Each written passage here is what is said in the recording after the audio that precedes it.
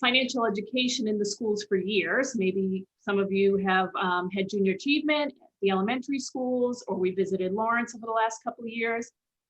In any event, we're glad to have you back for our Money Talk series this year. Last week, we talked about budgeting and learning to live within your means. And today is about credit reports and scores, because maybe after the SAT scores, it's going to be the most meaningful 3-digit number in your financial life.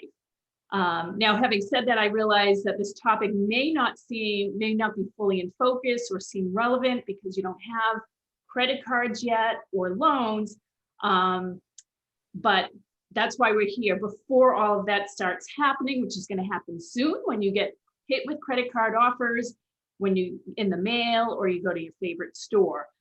So now you'll be better prepared. And I know Mike Burton, our guest speaker today, is going to definitely talk about that. And then lastly, on April 29th, I hope you come back, we're going to talk about taxes and teens, because taxes are very much going to follow you the rest of your life. So it's a good opportunity just to get very familiar with the terms and taxes that you'll be seeing coming out of your paycheck, if you haven't already seen that happen to you now. So before I introduce Mike Burton, our guest speaker, again, just commend you for coming here today. The world of personal finance is a vast universe of information, and managing your money, your own money, is at your doorstep, as that responsibility is going to start shifting from the adults in your life to you.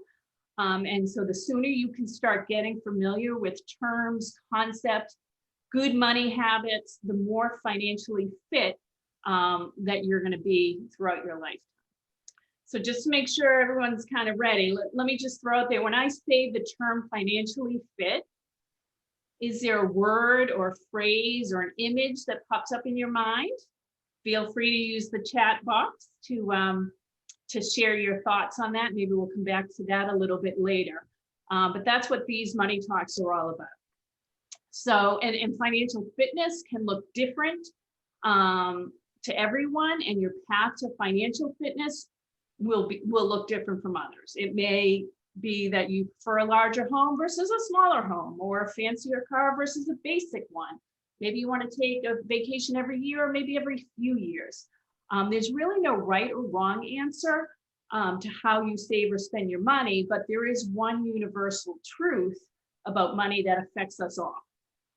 And that is simply that when you spend your money on one thing, it's simply not going to be there for something else now in the future. So you have to be extremely thoughtful about what matters to you, and then that will guide how you save and spend your money.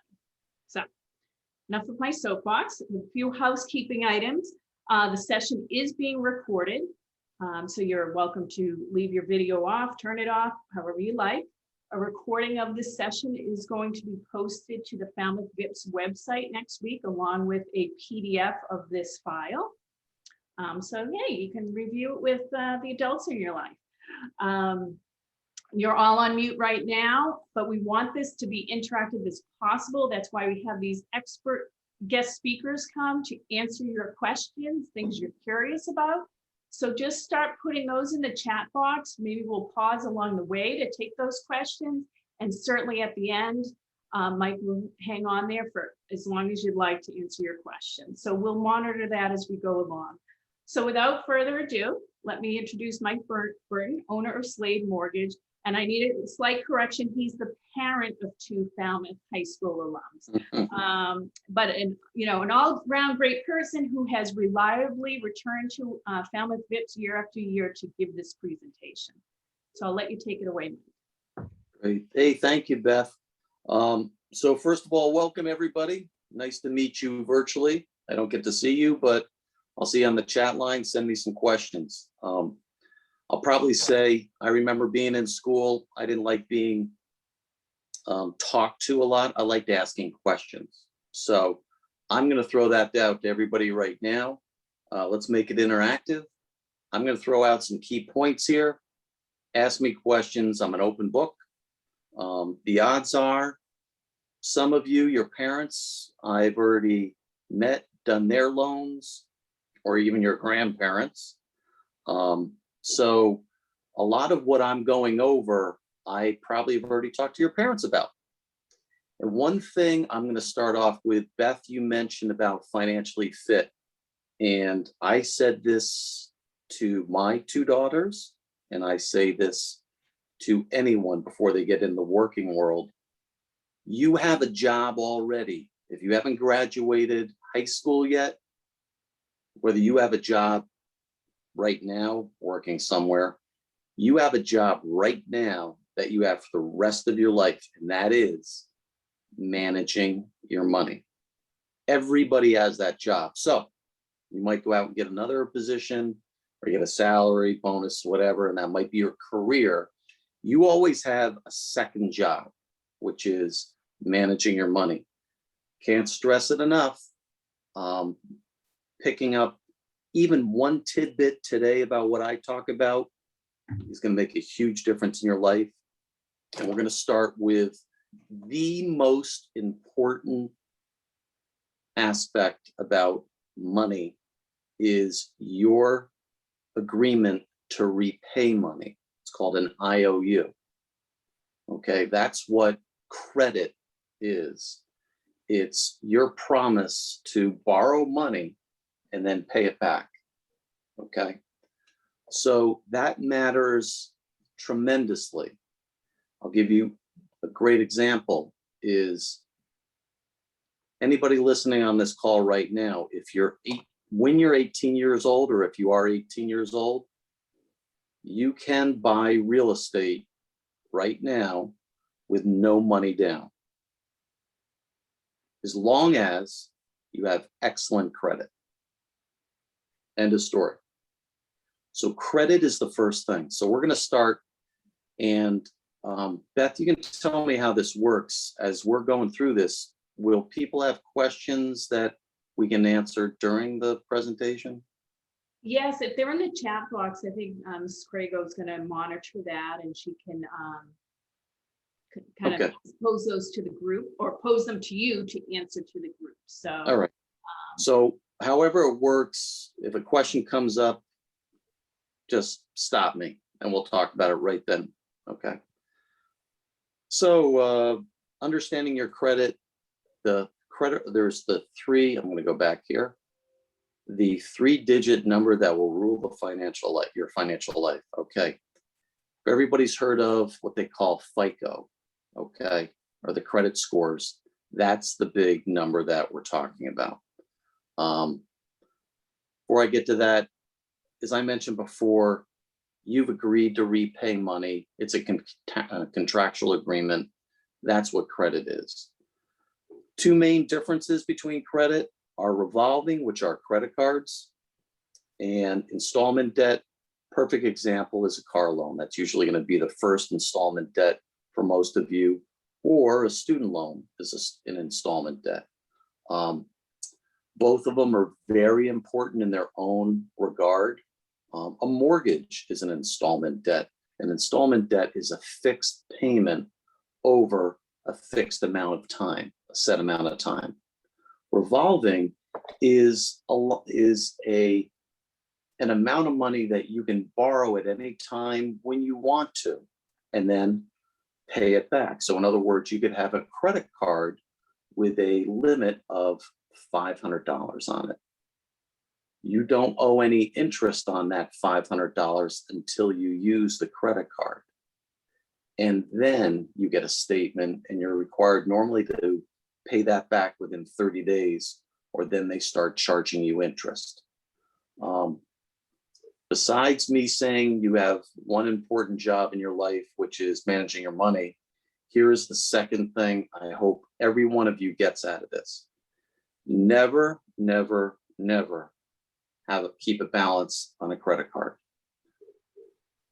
I know you're going to go home and talk to the adult in your life, and they might say, that guy Mike Burton's crazy. Yeah, I have credit card balances. Okay, I get that. Sometimes that happens. But you really want to start with a mindset right now to not keep a balance on credit cards. Please, if anything, remember that when you meet me sometime, you're getting ready to buy your first house, you want to call me, I want you to say to me, I remember Mr. Burton when he said, don't ever keep a balance on my credit cards, because that's going to make a huge difference in your credit profile going forward. Okay, enough of that. Mike, we have a question. Go ahead. If you have a credit card, do you have to use it? No. Answer is no. And is there a minimum amount to spend? So I guess they're related. Okay, great question. It is bantered about that. If you do have a credit card, you should use the credit card. I'm thinking that might be what the person asking the question is asking about. I have spoken with the credit agencies about this directly. And these are the agencies that gather the credit and report the scores. And it's been told to me over and over that you do not need to actually use the credit card to increase your credit. So I'd say no. The other part, I think, was a question about how much to use. Was that the question? Is there a minimum amount to spend? If you do use it, I like to put it this way, is that you don't want to spend or use more than 30% of what the high limit would be, your high credit limit would be. So if you have a credit limit of $1,000, you'd want to keep your spending at $300 or less, because that affects your credit score. If you keep it at 30% of the high credit limit or below, that's better for your credit score. And I think that's one of the screens we come up to later on. Any other question?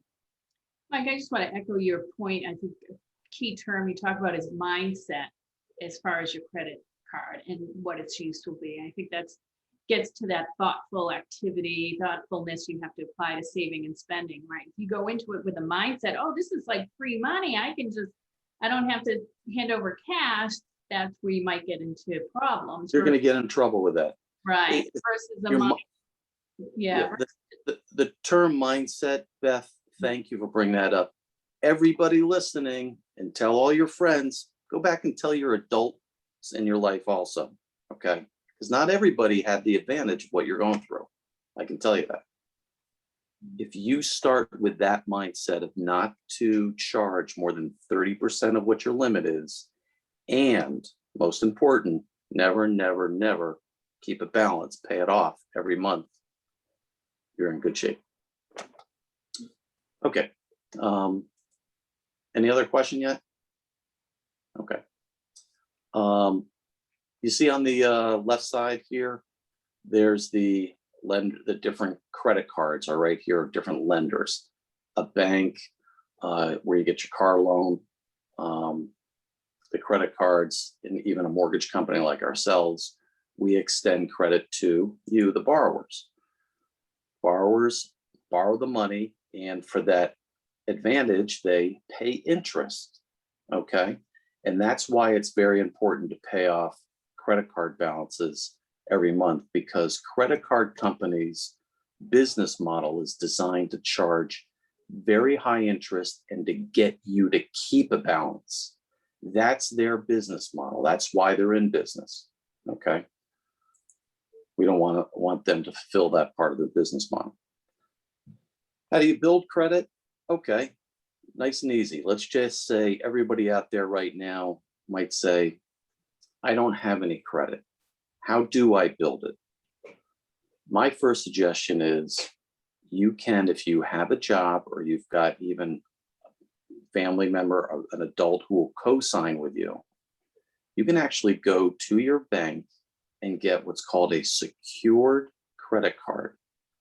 Secured credit card is a way to start building your credit.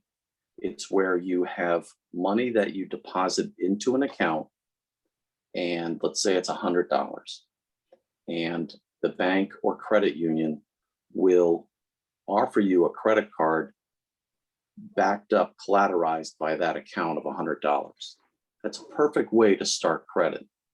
If anybody has a question about that, I do that with a lot of clients getting ready to buy a house. I not a lot, but there are some people who were brought up never to have credit, that they only pay cash.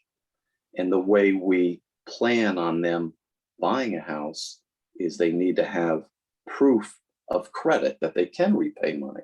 And this is one of the ways we do it is through a secured credit card, through a bank or through a credit union. Next thing is you make timely payments. So let's say in the example I did of a secured credit card with $100 that you put into an account and you secure the credit card to that, you borrow $25. Then pay it back, okay? This does go directly in contrast to that first question of, do you use the credit card? I'm mentioning when you're just starting to build it. Right now with a secure credit card, you do need to make some payments. Next is your credit is really reflected on the 3 different bureaus, okay? And they're called Experian, TransUnion, and Equifax. Those are the 3 different credit bureaus. They are the ones who give you the credit score, the 3-digit credit score. FICO, Fair Isaac Credit is just one of the bureaus. It's actually the Experian. That's where FICO is. And there's called a beacon score, and then there's another score.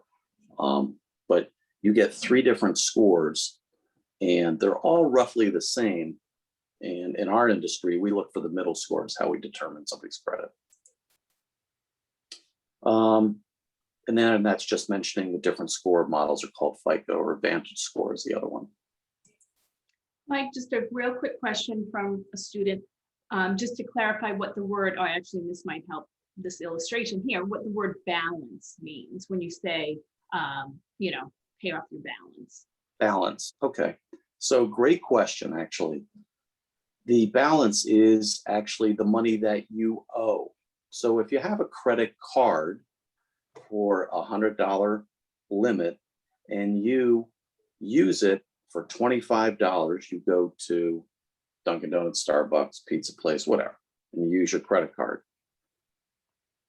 and you charge $25, that is now the balance. That's how much you owe, okay? The limit is the $100 that I was referring to. That's the credit limit. So I hope that helps explain that for someone. Right, and I think this illustration here might help. Yep. Yeah, so if everybody can see here, here's just an idea of what a credit report is. And if you can see where I have my cursor on the far left side under November 20th, 2020, or excuse me, September 2020.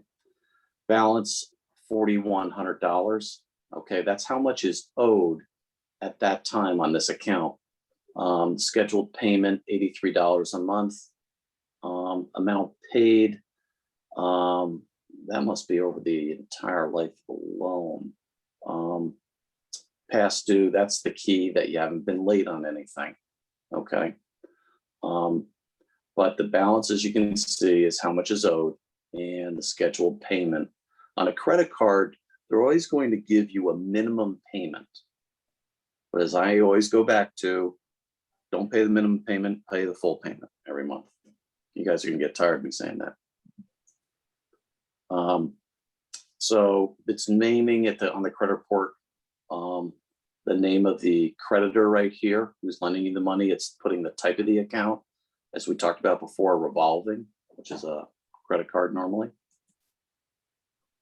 And then here's the credit limit, as I mentioned before. In this instance, the credit limit was initially $29,800.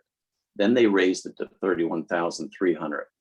And that does happen, everyone, as time goes on. If you get a credit card, what'll happen is every couple of years, the credit card company is going to reach out to you and say, you know what, you've been really good. We're going to bump up your credit limit automatically.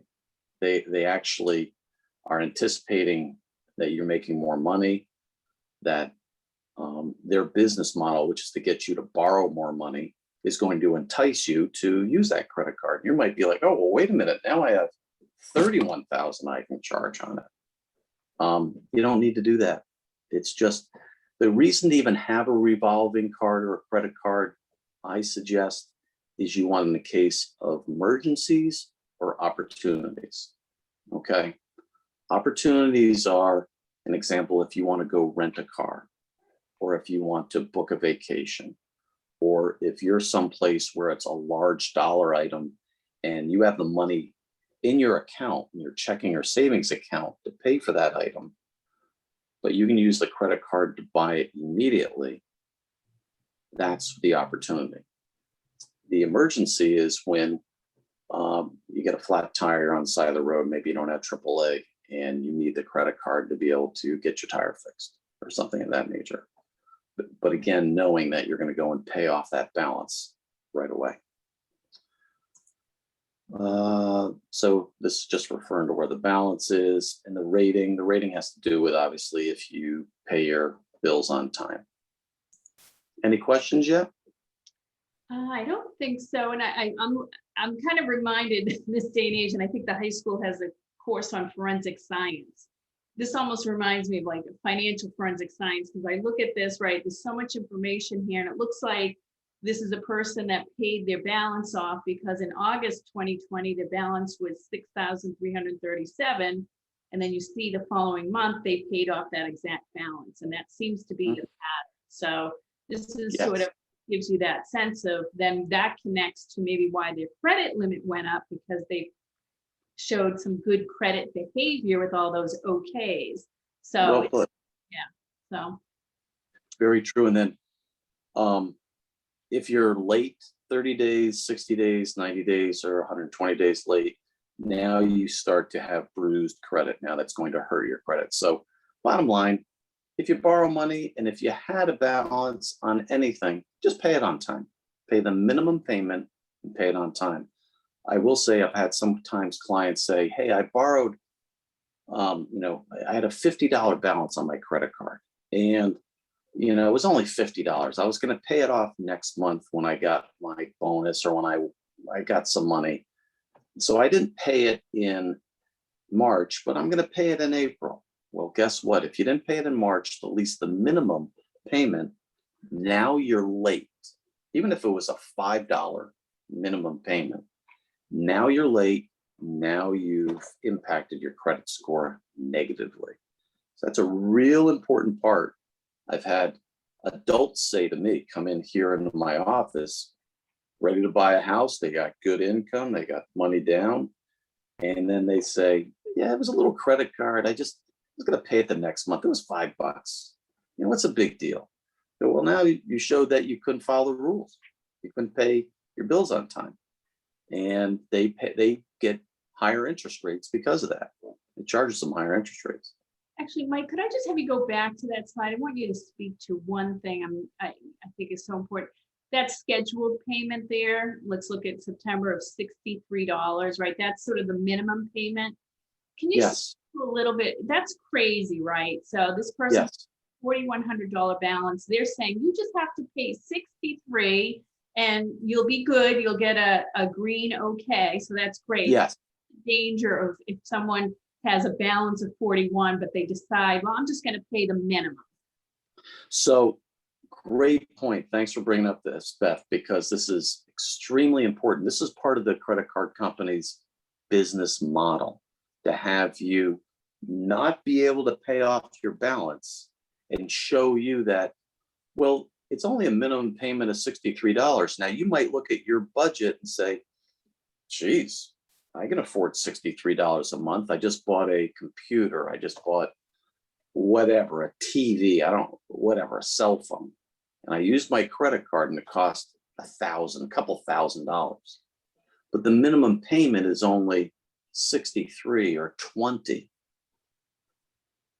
That is set up to not pay off the balance, but just to pay the minimum interest needed to keep the account going. That's why I say don't get into that hole, because it's bad news. I'm going to tell you, I just had a client yesterday. We're paying off $45,000 in credit card debt.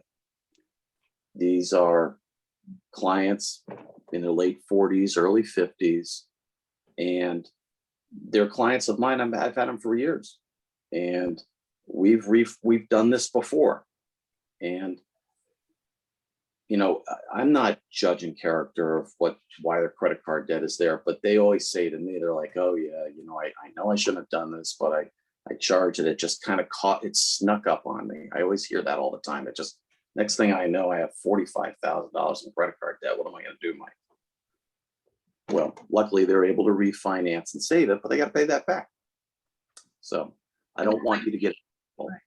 I was just gonna say, and that might be that it's not so much that they spent all that 45,000, but a good chunk of that is maybe the interest they've accrued. Because if you only pay that $63, then you're really building up more interest. And so a sweater you bought for $50, but you put on credit and paid minimum, ends up costing you $120 by the time. Easy, because the interest rates are anywhere from 7% to 25%, which is, it's usury, frankly. The next is, how is your credit score determined? 35% is on time payments. 30%, as I mentioned before, is credit utilization, which means keeping your balance below 30% of the credit limit. So those two right there are 65% of your score. How long you've had your credit matters also. Okay, so if you're able to start responsibly, start your credit at this young of an age. Credit mix, that's between revolving and installment debt. And then what else do they tell us? New credit. Okay, that matters too. One other thing I'd want to bring up is credit cards to get. And this is an important part. I don't know if it's on this presentation, but this is very important.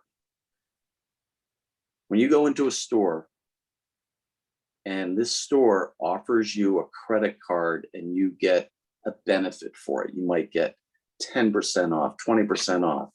You get a free something they give you. This happens usually right around Christmas time or any shopping times. I'm going to tell you unequivocally, do not get that credit card. They're called store cards. Now, I don't know what store cards are even around right now. TJ Maxx maybe. I don't really know all the stores because I don't get those. Why not to get those, and tell this to the adults in your family, is those credit cards from the stores report negatively on your credit report. I'll say it again. Store cards work to your disadvantage. You might say, well, hey, I got 20% off. That's short term. You get that 20% off, but it's going to cost you over the long run. If you're going to get a revolving credit card, get a MasterCard, a Visa, a Discover, or American Express. You don't need more than 2 or 3 of any of those ever. Start with one, maybe get another. By the time you're 25 or so, you can get the third once you got a full-time position going. That's the most you ever need of any credit cards. And a lot of those credit cards, MasterCard, Visa, Discover, American Express, give you points and benefits for using the card and paying it off. So never store card, never ever store card. Starbucks, don't do the Starbucks card. Don't do the Dunkin' Donuts card. Don't do any of those. They don't help you. They hurt you. So here are the credit scores. In general, this is where we're talking about over here, team.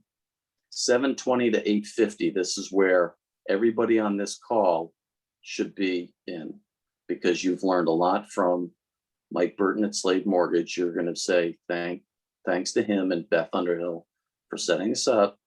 I always got a credit score over 720. Okay. Good is 690 to 719. Okay, that's fine. You can still get some financing. I can tell you in my field in mortgages, you'll pay higher interest rates when your credit score is here. If you go even lower, 630 to 689, you'll pay a lot more in interest rates. And if you actually go below 640, you can't even get a mortgage. Okay. So there are some instances, actually, lenders, I can do it, but when the rates right now are in the 2s, those people are getting rates in the 5s. Okay. So it's important, particularly when you get a credit card, they'll usually send you a free, they call a soft credit pull of what your credit score is to give you an idea. I just want everybody on this call should always be above 720. Okay. And I think as a rule, right, it comes down a lot faster than it goes up. So you might be doing great and have this, 720 range, but you're late on one of your credit card payments, it will fall, right? And it doesn't come up as quickly as it will fall. And I've had clients before that are all set. We get them pre-approved to buy a house, and then they just miss a payment, that $20 minimum payment on a credit card that shouldn't have had a balance on to begin with, but they do. And listen, I understand life happens sometimes, and I've had balances on credit cards years ago, but I learned. So I'm not saying it can't happen, but strive not to make it happen, because this is your job, right? All right, why should I care about my credit score? Higher credit gets you a smiley face. A lower credit score gets you a sad face. Besides that, higher credit score is going to give you, as I mentioned before, lower interest rates, and it's going to save you. This is part of your job, is to save money, to not spend a lot of money. If you're working really hard, why give the money away because you're not managing your money? Just makes complete sense. Lower credit score is going to cost you more. You're an added risk, but I will tell you this, I've had people who have lower credit scores, and, when they listen to me, we can fix it and we get them to a place where they're going to be okay. So just know that if any of you ever come to me in the future, no matter what, whether you're buying a house or not, I want any of you to always feel free to call me and just say, hey, look, I remember you talking to me about this. Can you give me some advice? This is what happened. No judgment, no nothing. It's all about getting to a better place. So always reach out.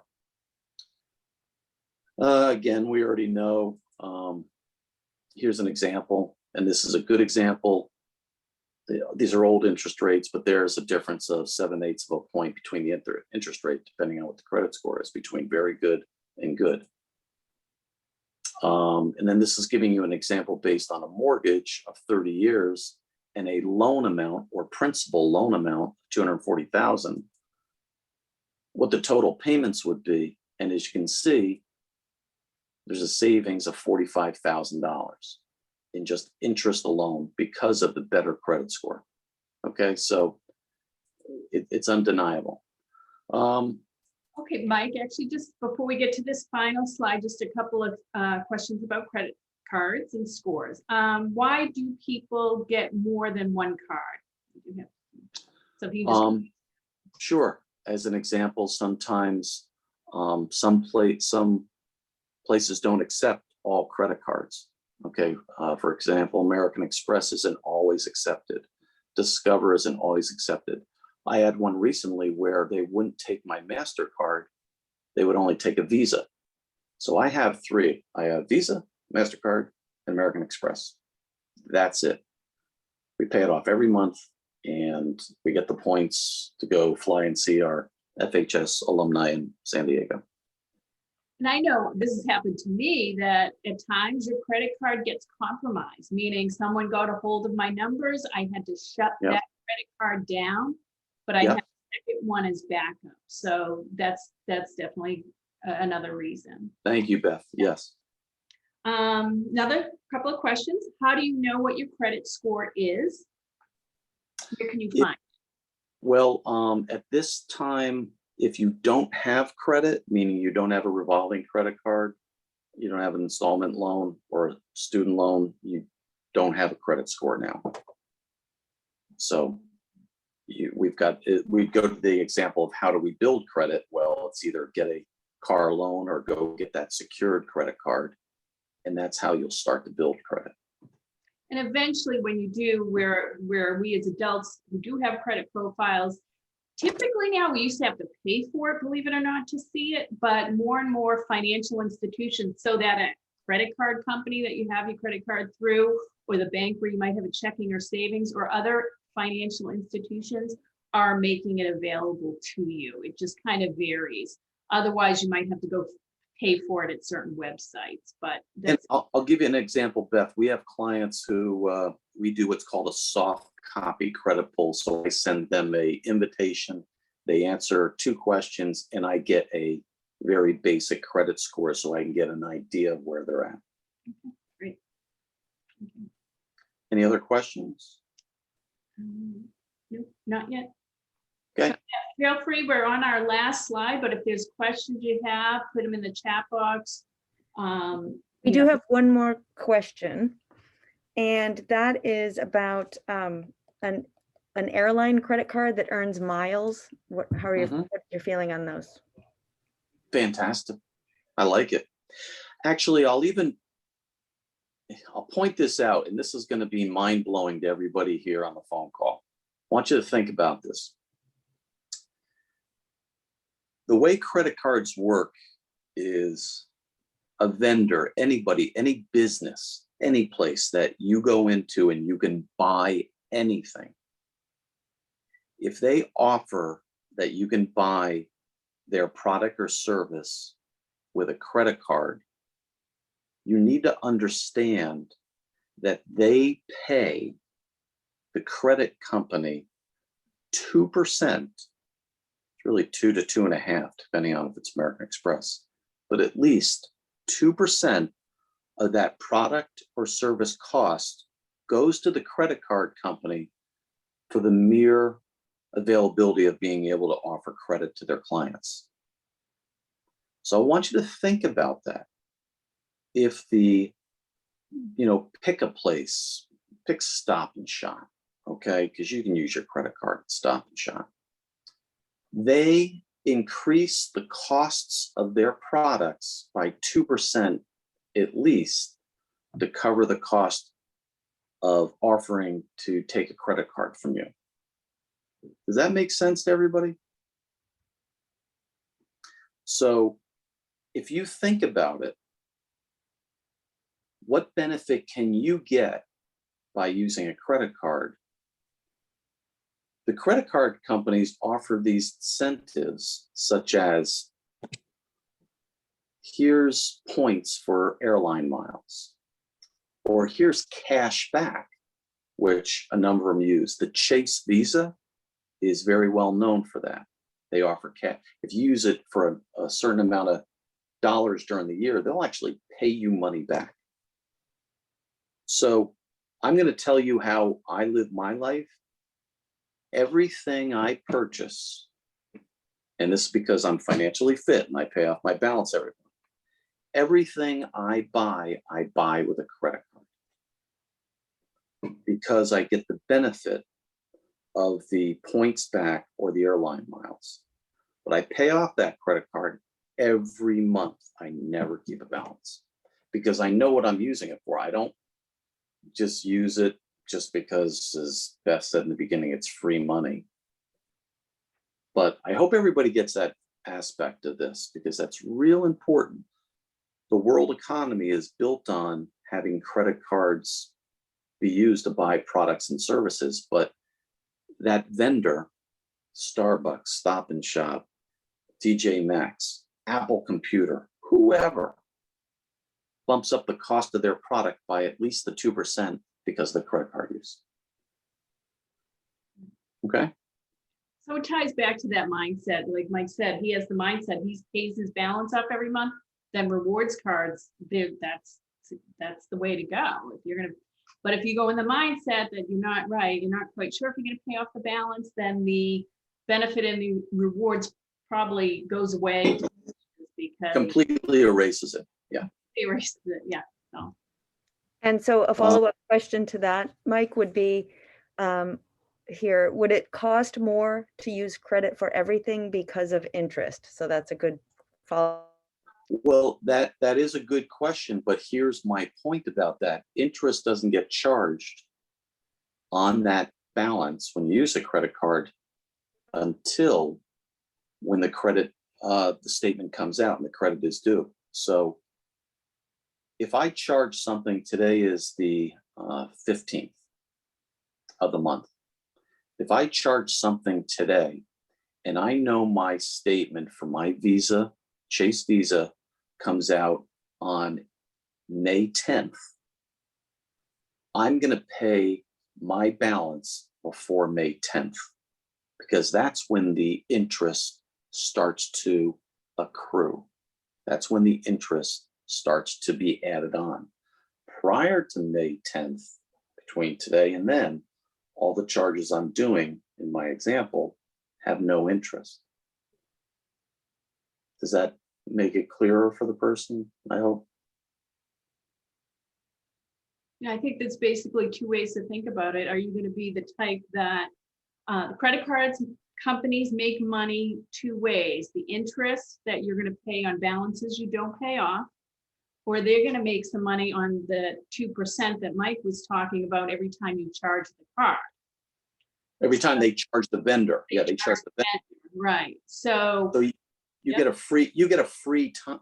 There's a little window there from when you charge it and you use it to when it's due, that there's no interest that being charged on the balance. That's my point. I'm beating the credit card companies at their own game. I think that's what you're thinking of, Beth. Exactly. Great. Any other question? Not yet. Annie? Okay. So this one, I love this slide. This is one of my favorite slides. Okay. Because it says right at the top, pay yourself first. This is the way I brought up my daughters. This is the way I was brought up. What that means is when you get a paycheck, you pay yourself first before anything else. I go with 10 to 20%, frankly, of the paycheck. You're going to take that money and put it aside for retirement, which might sound crazy, other savings for a big item that you need, number 2, or number 3, short-term savings for something that you want to buy within the next year. Okay. That's really, really, really important. And then it goes, well, number 2 really funds part of that also. I like the BFF. That's a great one. And then planning. Number 3 is waiting out your wants. It's sweeter when you know, hey, I worked hard for this. I'm going to pay for, let's call it a new cell phone. Okay. Because I know that's a big deal. When you save up and you buy that cell phone, you charge it on your new credit card, and then you pay it off within 15 days with the money that you saved in your account, you feel better about that phone and you take care of that phone better because you paid for it with your hard-earned money. Number 4, as part of your job, you need to know where your money goes. Okay, you need to know where your money is at all the time because it's your job. It's no one else's job. That's your first job. And use credit responsibly. If you use it, pay it on time and pay off the balance every month. Okay, now we come to what we've been talking about all the time. There's questions. Any other questions? And even if you have maybe non-credit related ones, just general money questions, feel free to unmute yourself or in the chat box. We can hang on here a few minutes. Yeah, I think just to kind of sum up, it is just about, again, being very mindful of where money's coming from, where it's going to, and how you spend it. That mindset, especially when it comes to credit, is a big danger zone. If you go into it thinking, oh, I'm just going to spend, I'll pay it later because, right, I'm expecting a bonus or this or that, as Mike has said, but life happens. And so you want to make sure you're kind of financially fit, kind of going into it and knowing you have that predictability. So that's why we take advantage of this opportunity to get in front of you now as you edge into your adulting life and give you some things to think about, because the more you hear these same sort of concepts and terms from different adults in your life. Now, Mike is one of them, maybe someone at home, or others that you're going to meet in the future, a boss, a coworker. That's where you'll really still start to instill these lessons and see that there's some common themes here when it comes to your money. It's not complicated stuff, but it's a lot, and it comes down to your behaviors, which is where us humans can get into trouble with money. So I think we have a couple more questions, Mike. Okay. I think just to maybe reiterate this part, if you pay off your credit card balance in full every month, is there no interest? If you pay it off before the minimum payment is due, yes, there's no interest. That's correct. And you get a statement that says this. You'll see that on there. And it's important to read what's on there. And so maybe what we'll add to this is maybe a sample of a credit card statement. I think that can help really show you, as we did with the credit report, they're a little different, right? For sure. On to retirement accounts. How do you create a retirement account, and how is it different from a savings account? So maybe Sure. number 2 up there. Yeah. So great question. Retirement account is there for when you're ready to retire. Usually 70 and a half, believe it or not, is the first time you can start pulling money out without any fees. There's a retirement account that's very popular right now. I'd like everybody to remember this. The earlier you can fund it, the better, meaning start it. It's called a Roth, R-O-T-H, a Roth IRA. And you can do that at any time. You don't have to have a job where they have a retirement account set up for you. You can do the Roth IRA at any time. And what that does is it allows you to save money, and you're not taxed on any of the gains of that money. So let's just say you opened up a Roth IRA for $500, and you took that $500 and you invested it with Fidelity, let's say Fidelity, and you bought Apple stock. I'm not encouraging buying any stock, but I'm just giving you an example. But you wanted to buy a particular type of stock with that Roth IRA money, that $500. Well, if Apple stock goes up and appreciates and earns dividends, all that builds up in the account and is not taxable to you. And the sooner you start it, I'm going to tell you, by the time you're 70 and a half, and life goes quick, but whenever that time comes, you could have a heck of an amount of money in there. So anyway, I hope that's probably a whole nother class to go into IRAs. But. And another way to try to explain these different accounts. So you have savings account, Roth IRAs, and 401ks. What those are really shells for your money. So you have these, you get money from a job. You have to decide what shell, or sort of protective shell you want to put it in. Do I put it in a savings account where I can get it anytime? I want to buy something.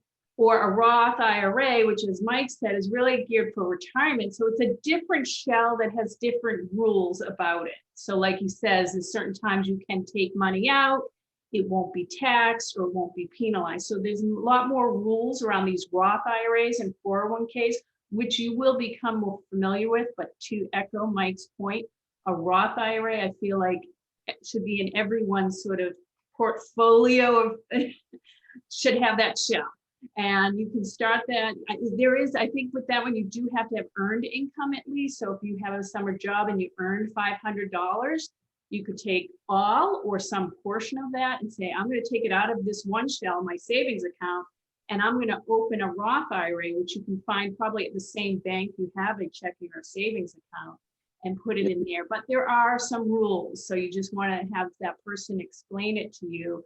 Right. Although the Roth IRA is very flexible about getting the money you put in to get it out if you need it. Really, for an emergency is the only time you'd want to take it out before. Yeah, you're putting it away. And to get to the person's question, savings account is really where everybody here is probably going to be starting.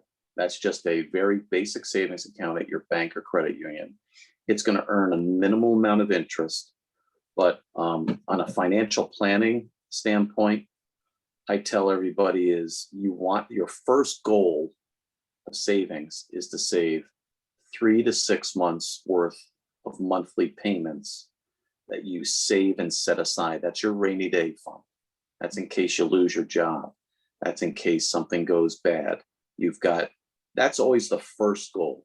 And I know that's going outside of our credit seminar here, but that is a biggie. If you can focus on that first, pay yourself first, you build up 3 to 6 months of your monthly expense, whatever it is, and set it aside. Then you go on to saving for that big ticket item, that smaller ticket item, and retirement. Good point. I mean, having an emergency fund might help you stay away from getting into credit card debt, because if you have an emergency and you don't have funds in a savings account, you might rely on a credit card, but it might be more than you're willing, able to pay off. And that's where it does snowball for people. I do have a question about, does it cost anything to open a Roth IRA? I don't believe it does cost anything to open the Roth IRA. No. It's just you would just be taking your own money from one shell, a savings account, putting it in a different shell.